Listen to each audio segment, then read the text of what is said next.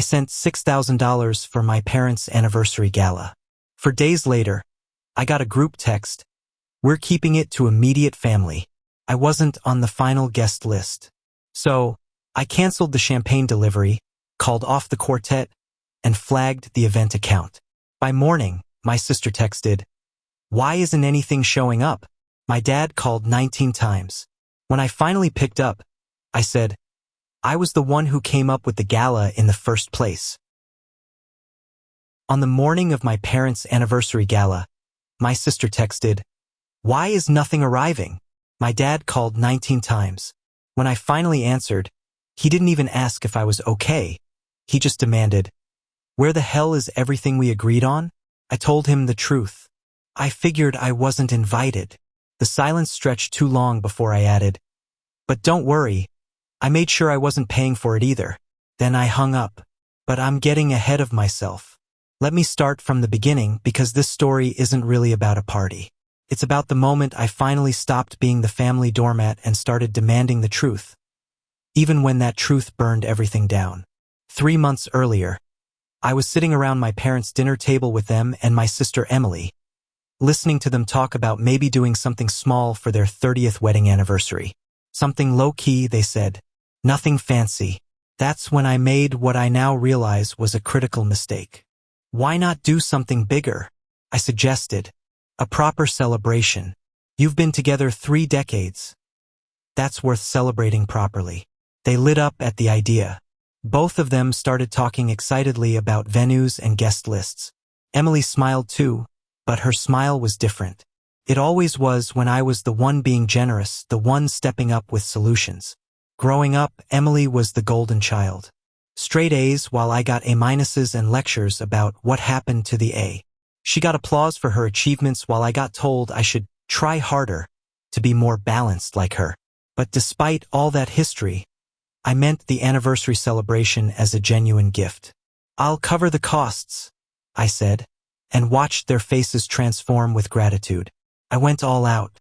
I hired an upscale catering company with custom tasting menus and imported champagne. I booked a string quartet because I remembered Mom once mentioning she regretted not having live music at her wedding. I even paid extra for outdoor heaters in case the October evening turned cold. The total cost was just over $6,000. I paid it all up front, no installments, like it was nothing. 4 days before the party, I got a group text from Mom, the same thread she used for family holiday planning and birthday reminders. "Hey everyone, we decided to keep the anniversary dinner intimate. Immediate family only. Thanks for understanding." I stared at my phone for a full minute trying to make sense of it. Immediate family only? There were only 6 people originally invited. My parents, me, Emily, her boyfriend Dylan, and my aunt and uncle. That was it. When she said immediate family only, the only way it made sense was if I wasn't considered immediate anymore. Emily replied with a heart emoji. Dylan typed back, "Perfect." I didn't respond. I didn't ask who made the decision or why I was being excluded. I didn't ask who they thought was going to pay for their intimate family event. I already knew the answer. This wasn't a coincidence. Emily didn't want me there, and they'd gone along with it. Again, they hadn't just disinvited me. They'd erased me from the event I'd planned and paid for, like I'd never been part of it in the first place. That night, I reversed the champagne delivery. The next morning, I canceled the string quartet. I called the caterers and flagged the account, telling them the event had been canceled without my knowledge. I didn't even need to lie. It was the truth. They were surprisingly cooperative. "Refund in progress," the manager assured me. The morning of the anniversary, I woke up to 8 missed calls from Emily. Her text came in at 9:17 a.m. "Why is nothing arriving?" Then the flood started. Dad called 19 times before noon. When I finally answered that last call, he skipped any pleasantries and went straight to anger. "Where the hell is everything we agreed on?" "I figured I wasn't invited," I said calmly. There was silence for just a beat too long. "But don't worry," I added. "I made sure I wasn't paying for it either." I hung up, and that was the beginning of the end. But it wasn't the whole story.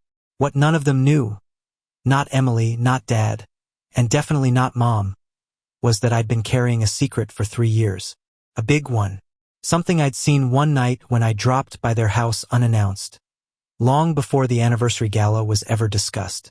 I'd gone over to return some files Mom had left at my place. Her car was in the driveway, kitchen light was on. I figured I'd walk around to the back patio and leave the folder on the table. That's when I saw her through the kitchen window, pressed against our neighbor, kissing him like her life depended on it. Not a friendly peck. Not a polite goodbye. This was passionate, desperate, the kind of kiss that comes with wandering hands and complete abandon. She saw me. Our eyes locked through the glass. I didn't say anything, just turned and walked back to my car, my mind reeling. An hour later, she called crying. Said it meant nothing, that she'd had too much wine, that it would never happen again. She begged me not to tell Dad. Said it would destroy their marriage, ruin everything they'd built. So I buried it.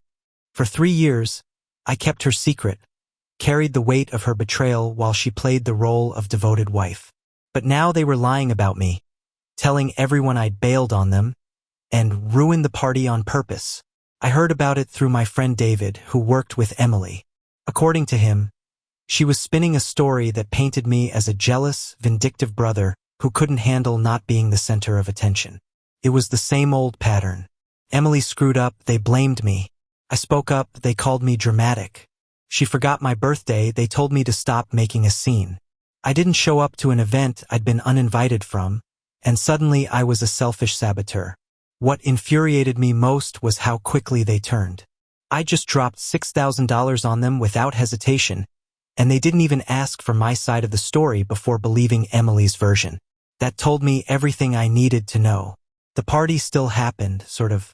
Emily scrambled to find last-minute replacements, and from what I heard through my cousin Nate, it was a disaster. Grocery store sushi instead of the gourmet spread I'd arranged. Someone's Bluetooth speaker instead of the string quartet. The elegant champagne wall replaced by a plastic cooler full of canned cocktails. My parents told everyone there had been a vendor mishap. They never mentioned that I'd planned and paid for everything, or that they'd removed me from the guest list like I was some ex-boyfriend they didn't want to acknowledge. But they started talking, spreading their version of events to anyone who'd listen. That's when I decided I was done protecting secrets.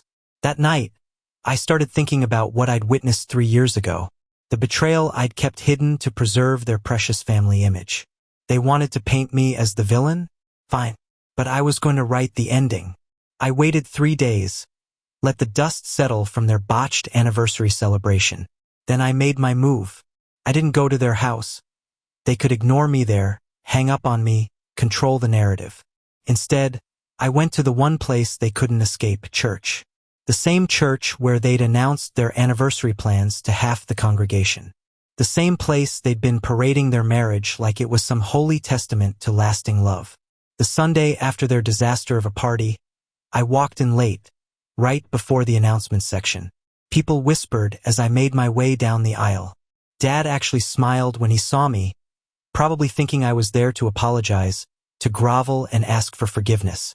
I walked straight to the front, right as the pastor started talking about long-lasting love and loyalty in marriage. And I said it, loud enough for every pew to hear. She cheated on him with the neighbor. Then I walked out. I didn't stick around for the aftermath. Didn't need to. 10 minutes after I left the church, my phone lit up like it was on fire. Missed calls from Dad, all-caps texts from Emily, and messages from numbers I didn't even recognize. Probably other church members who'd witnessed the explosion. I turned my phone off for the rest of the day. When I finally turned it back on that night, Emily had left a voicemail calling me sick and manipulative. She said Mom hadn't slept, that Dad wouldn't even look at her, that I'd humiliated them both and ruined everything. I didn't respond, but I was curious about what had happened after I left. I texted my cousin Nate, who'd been there. According to him, the entire congregation just sat there in stunned silence after my announcement. The pastor didn't even try to continue the service. Dad didn't speak, didn't move.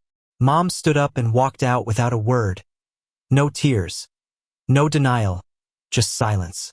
Dad followed her eventually, but not immediately. When he did leave, Nate said he didn't follow her to the car. He walked the opposite direction around the building, alone. That was Sunday. On Tuesday, Dad called. I ignored the first 3 calls, then answered the 4th. His voice sounded smaller than I'd ever heard it. "Is it true?" he asked. "What you saw?" "Yes," I said. He didn't speak for a full minute. Then, "You should have told me sooner." I didn't argue.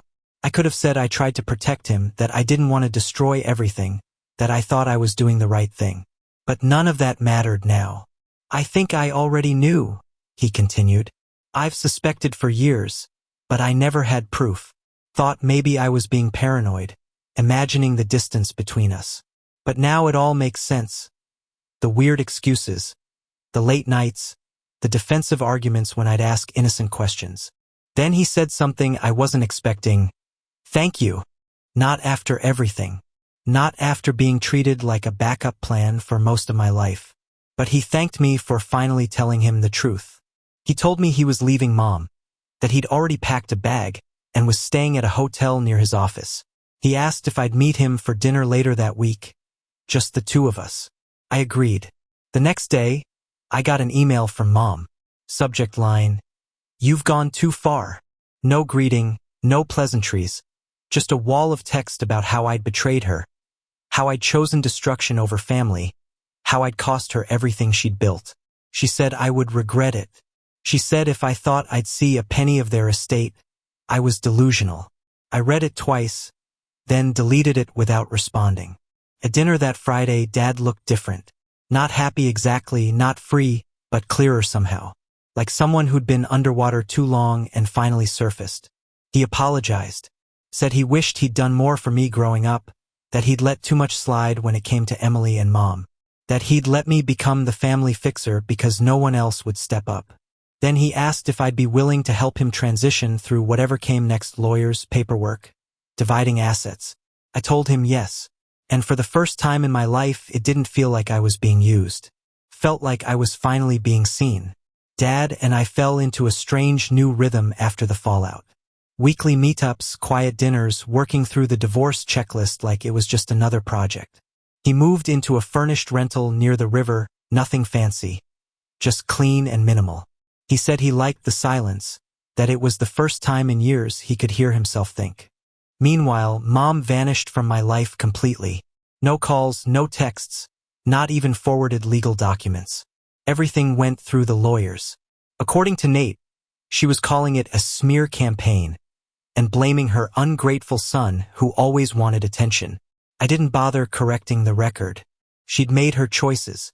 Then, about a month after the church incident, a letter arrived. No return address, just my name written in shaky, uneven handwriting. I almost threw it away, thinking it was junk mail or some misplaced sympathy note. I opened it out of habit. It wasn't from Mom. It was from him, Mr. Palmer, the neighbor I'd seen pressed against my mother that night 3 years ago. The letter was short, just a single page. He said he knew I'd seen them, that he'd always wondered what I'd do with that information.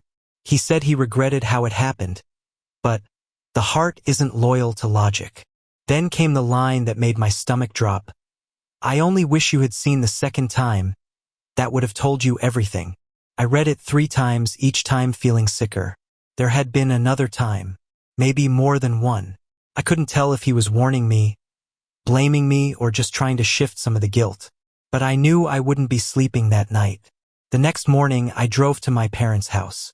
I hadn't seen Mom since the day of the church confrontation. The house looked the same from the outside, except the flower beds were dead and there were no decorations on the porch. Just stillness. She answered after 2 knocks, didn't look surprised to see me. I didn't say anything, just handed her Palmer's letter. She read it right there in the doorway, her expression never changing. Then she looked me straight in the eye and said something I wasn't prepared for. "It wasn't him." "What do you mean?" I asked. She didn't blink, didn't hesitate. "There were others, but he wasn't the one I loved." I felt something slide sideways in my chest. It wasn't just one affair. It wasn't even just cheating. It was a pattern, deliberate and cold. And in that moment, I realized she wasn't ashamed. She didn't even try to deny it. She wanted me to know. "You think truth fixes things?" she said. It doesn't. Sometimes it just burns down whatever's left. I left without another word. I didn't tell Dad about the letter or what she'd said. What was the point? The truth had already done enough damage. He was rebuilding slowly and he deserved that peace. But the past wasn't finished bleeding into the present. 2 weeks later, Emily showed up at my apartment. I was eating dinner alone when I heard the knock. I opened the door to find her standing there with smudged makeup, holding a duffel bag, Dylan's car idling behind her. She didn't ask to come in, just stood there and said, "She kicked us out." Apparently, Mom had turned on Emily too, told them they were part of the betrayal, that they'd let her get ambushed, that they were weak and disloyal and no longer welcome in her house. I let Emily in. She sat on my couch for a long time before finally speaking. "I knew about the first affair," she admitted. "Not the others." She told me that when I'd caught Mom with Palmer, Mom had confided in Emily, told her I'd probably stay quiet, but just in case, Emily needed to be the buffer. Keep me from talking, keep me close. That's why she didn't want me at the anniversary gala. Not because she hated me, but because she was terrified I'd finally say something in front of the family, friends, and relatives. Now everything had collapsed. Dylan was threatening to move back in with his parents. Mom had cut off Emily's credit card and told her to find her own way. And the only person left with a roof and a clean conscience was me. She looked at me with her streaked mascara and asked quietly, "Can I stay the night?" I stared at her for a moment, then said something I hadn't said to her in years. "I don't know yet." Emily stayed that night. She went straight to the guest room, closed the door, and locked it. I heard her crying around midnight through the thin walls, but I didn't go to her. I didn't know what to say. She had known. She had chosen sides. Maybe she regretted it now, but the damage was done. The next morning, she was in my kitchen making coffee like we were kids again. She tried to explain more about what Mom had told her, about how she thought she was protecting the family. "You picked her," I said simply. Every time. She didn't argue. That week, Mom's silence became strategy. She filed for divorce first, and the papers made it clear she was going after everything: the house, the retirement accounts, the lake property my grandparents had left. She even tried to claim ownership of some of the money I transferred for the anniversary, calling it a gift to the family estate. Dad didn't flinch. He hired a better lawyer, someone who didn't back down from aggressive tactics. Then Mom escalated. She started badmouthing Dad in church and their old social circles, calling his decision a betrayal disguised as justice. She told people he was being manipulated by his jealous son, that he was turning his back on 30 years of marriage over ancient resentment. Emily came home crying 2 days later. Someone at her gym had asked if it was true that I'd blackmailed my own mother. That's when Dad made his countermove. He filed for full ownership of the lake property, claiming it predated the marriage. He said he planned to leave it to me. Mom's response came fast: a typed, formal letter addressed to me personally. "Given your actions, you are not entitled to any portion of the estate, either now or in the future. Consider this your official notice." She had disowned me. No drama, no emotion, just a cold statement of fact. When I showed the letter to Dad, he stared at it for a long time. Then he tore it in half. The next morning, I got a call from his lawyer. Dad had added me as the sole beneficiary of the lake house and his personal savings account. No conditions, no catches. Emily wasn't on the paperwork. I didn't know what to feel. For so long, it had been about survival, trying to maintain some dignity in a family that never made room for mine. And now, suddenly, I was being seen, chosen. It was bittersweet because I knew what it meant. The family was truly over. A few weeks later, the divorce was finalized. They didn't even show up in the same courtroom. 30 years unraveled in a matter of minutes.